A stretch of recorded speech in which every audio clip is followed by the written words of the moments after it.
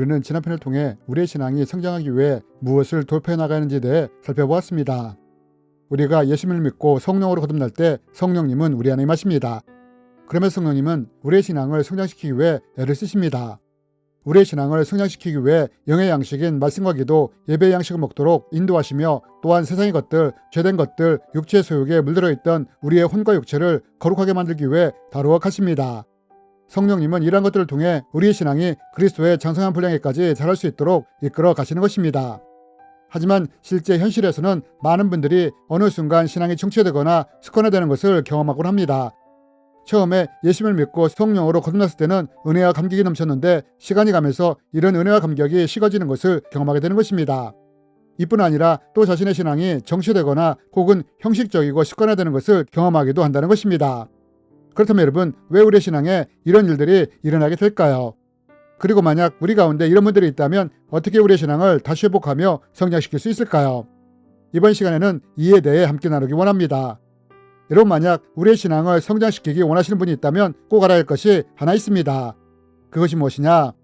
그것은 우리의 신앙이 성장하느냐 정치하느냐를 만드는 핵심 요소가 무엇인지를 알아야 한다는 것입니다.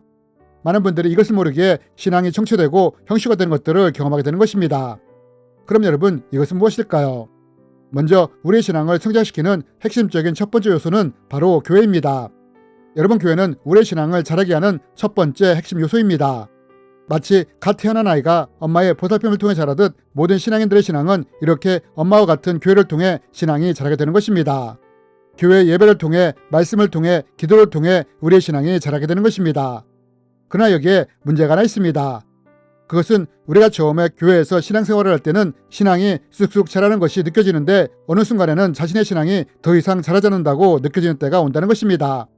성장이 멈추고 정체되었다고 느껴지는 때가 있다는 것입니다.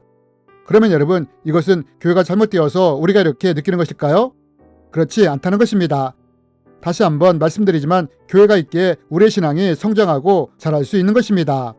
하지만 어느 순간 더 이상 자신의 신앙이 자라지 않는 것을 보는 때가 있다는 것입니다. 이때 많은 분들이 고민을 하는 것입니다.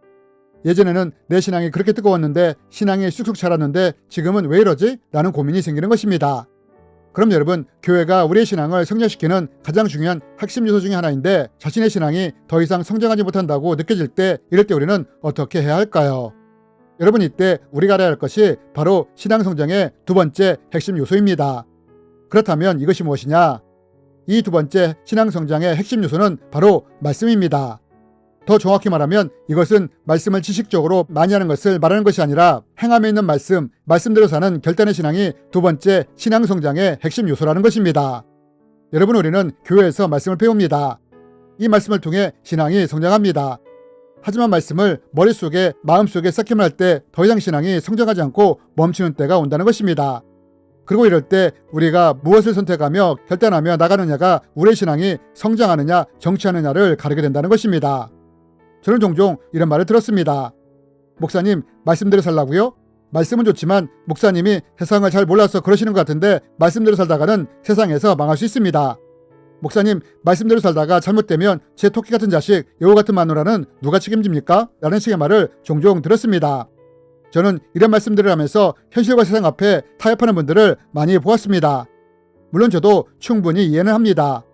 왜냐하면 이분들의 말처럼 세상은 그리 만만하지 않기 때문입니다. 하지만 우리가 이런 자세와 태도를 가지고 신앙생활을 한다면 이런 신앙의 태도와 자세로는 결코 신앙이 자라는 것이 쉽지 않다는 것입니다. 그러나 이럴 때 결단하며 말씀대로 살려고 한다면 어떻게 되느냐? 이때 하나님의 일하심과 역사하심을 경험하게 되면서 우리의 신앙이 더 성장하게 된다는 것입니다. 여러분, 우리는 이것을 성경을 통해서 볼 수 있지 않습니까? 창세기에 보면 요셉의 여주인이 요셉에게 성적으로 유혹하는 장면이 나옵니다. 성경에 보면 여주인의 유혹은 한 번으로 그친 것이 아니라 계속 반복된 것을 볼 수 있습니다. 여러분, 요셉은 계속 이런 유혹을 받게 되는데 이때 요셉의 심정은 어땠을까요? 요즘으로 말하면 참 죽을 맛이었을 것입니다. 여러분, 당시의 노예는 인권을 가진 존재가 아니라 단지 주인의 소유물에 불과했습니다. 그래서 주인은 작은 잘못에도 노예를 쉽게 죽일 수 있었습니다. 그런데 이런 시대에 여주인이 요셉에게 욕을 한 것입니다. 아마 요셉은 여주인의 요구를 들어주자니 하나님과 주인에게 죄를 짓는 것이요 거절하자니 어떤 일을 당할지 모르기에 힘들고 어려웠을 것입니다. 여러분, 왜 많은 분들이 현실 앞에서 세상 앞에서 타협하며 살아갑니까? 그것은 말씀대로 살다가 손해를 볼까봐, 피해를 당할까봐, 어려움을 겪을까봐 두렵기 때문입니다. 그래서 많은 신앙인들이 자기에게 손해나 피해가 없는 선에서 세상과 타협하며 살아가는 것입니다. 그러나 요셉은 이런 상황에서 어떻게 합니까? 신앙적으로 결단을 하며 여주인에게 나는 하나님께 죄를 지을 수 없습니다 라고 말하지 않습니까? 요셉은 세상이 아니라 하나님의 뜻을, 말씀을 선택한 것입니다. 그리고 우리는 하나님이 이룬 요셉을 종류로까지 높이시는 것을 보지 않습니까? 그리고 나중에 요셉이 자기를 애굽의 노예로 판 형제들에게 이런 고백을 하지 않습니까? 당신들이 나를 이곳에 팔았다고 해서 근심하지 마소서, 한탄하지 마소서. 하나님이 생명을 구원하시려고 나를 당신들보다 먼저 보내셨나이다. 여러분, 우리가 살아가다 보면 현실과 말씀이 충돌하는 상황을 만날 수 있습니다. 그런데 이때 우리가 무엇을 선택하며 결단하며 나가느냐가 우리의 신앙이 성장하느냐 정치하느냐를 가르게 된다는 것입니다. 다 그렇게 사는데 뭐 나만 이런 거 아니잖아. 딱 이번만이다. 이번 한 번만 이렇게 한다고 별 문제 있겠어? 세상에서 살아남으려면 어쩔 수 없잖아. 모난돌이 정 맞는다고 현실에 잘 적응하며 살아야지 라며 현실과 말씀이 충돌이 일어날 때 말씀이 아니라 현실을 택하며 타협하는 삶을 살아가게 된다면 이때 우리의 신앙은 더 이상 자랄 수가 없게 된다는 것입니다.